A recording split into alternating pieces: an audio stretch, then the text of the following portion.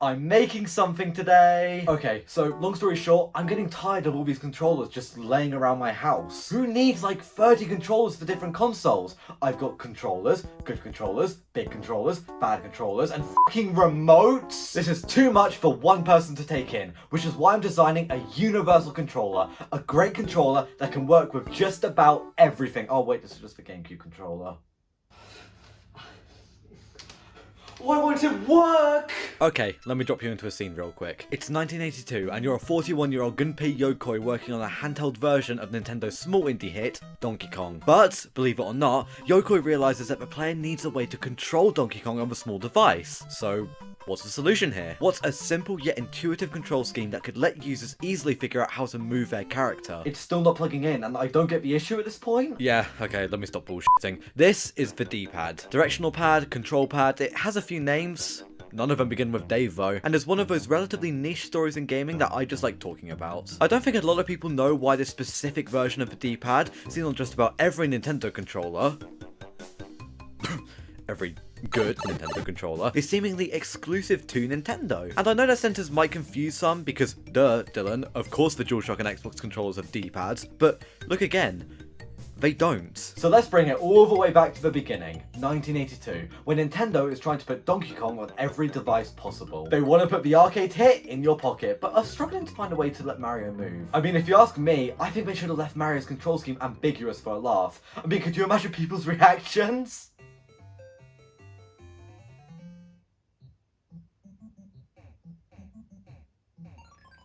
Oh my god.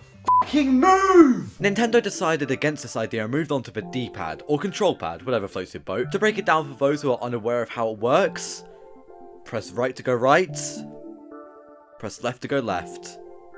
And then up and down can either be vitally important or just sort of chillin'. And believe it or not, the Famicom did pretty alright, giving birth to some sleeper hits such as Super Mario Bros, The Legend of Zelda, and golf. Just the entire sport of golf. That golf. Mario made it. Upon realizing that they had sort of probably maybe designed the greatest control method of all time, barring the GameCube controller, Nintendo knee-jerked into the greedy corporate company they were always destined to be, and filed a patent to hold exclusive rights to the D-pad. And here we are today, where that patent is still active. What does this label mean anyways? So, yeah, the patent expired in 2005, just as Sony and Xbox were gearing up for the 7th generation of consoles. I think in terms of the design process, it was too little too late. As in, even if they wanted to include a D-pad on their controllers, they were like a week out from launching company time. And besides, both companies had already adopted alternate control pad schemes for their controllers. I mean, look at this. Does this really remind you of Nintendo's D-pad? It doesn't. Right? Please? The DualShock series of controllers... Right. How do I describe this? It's like if someone went, okay, well, if it ain't broke, don't fix it. Okay, don't fix it again, I suppose. Okay, wait, wow, this change is great. Why didn't we fix it sooner? Doing this is so much better. I.e., it didn't change, until it did. Sony have actually retired the DualShock branding in favour of the new DualSense on the PS5, but they're practically the same thing. If you order a black one, you could just pretend that they're like estranged cousins or something. I'm feeling normal today. But one thing that was clearly carried over from both controllers' grandmas is the D-pad replacement, because this thing has not changed. It actually made its Sony debut in the 1994 PlayStation controller, the earliest released revision of the PlayStation controller. It looks... oh, holy shit, it definitely looks alright. We'd eventually get the dual analog sticks and rumble technology implemented into the dual analog and DualShock controllers respectively, but the D-pad would remain ever eternal. Only it's not a D-pad. These are 4 triangles. While officially known as directional buttons, let's cut the shit here and be honest with ourselves. If it quacks like a duck, it definitely isn't a Nintendo-designed D-pad, that's for sure. Nintendo's patent covered the more iconic D-pad design, the 4 squares all connected together for 4-directional movement. It's insanely comfortable, and there's a definite reason why Nintendo patented it. But there's nothing stopping companies from having 4 conveniently placed buttons on the left side of their controller for 4-directional movement, you know? The only problem is that I don't think they'll ever eclipse that classic Nintendo D-pad feel. In comparison to something like the 3DS D-pad, which is flat, clicky, and responsive, something like the DualShock 3's D-pad just feels obtuse, squishy, and dull. Which is an extreme comparison, don't get me wrong, but I do genuinely feel that Nintendo's D-pads are just leagues better. And it's because of the patent! Getting exclusive access to the design, everything under the hood, it made Nintendo race ahead of the competition against other D-pads. But how well did it translate over to sales? Did it let Nintendo compete in sales? Did Nintendo do okay in sales because of this? Did Nintendo survive this? Yeah, well, that was for nothing. Despite snagging the exclusive rights to the D-pad, the moment Nintendo had to compete against a CD, they folded. It's a shame. I would have loved to see the timeline where Nintendo won every console generation purely because of their superior D-pad. Right, who else did Nintendo f*** over with a patent? Sega? Yeah, f***ed them over a little too hard in my opinion. We'll go with Xbox. And wow, holy shit, this is somehow worse than the DualShocks. We've got a more traditional D-pad design, but placed into this circle thingamajig, which I think adds to how uncomfortable this is to use. The best way I can describe it, aside from saying it blows, is it constantly feels like my presses are too light and I need to push harder onto one button. So it's mushy again. Okay, looking back on that, I think I may be teetering onto the edge of an opinion here. Obviously, everyone's taste in controllers are different. What I think makes a good D-pad might be completely different to what my neighbour thinks makes a good D-pad. And that's the beauty of opinions! I'll do my best to justify my thoughts with evidence, and then I'll only be crucified instead of hung!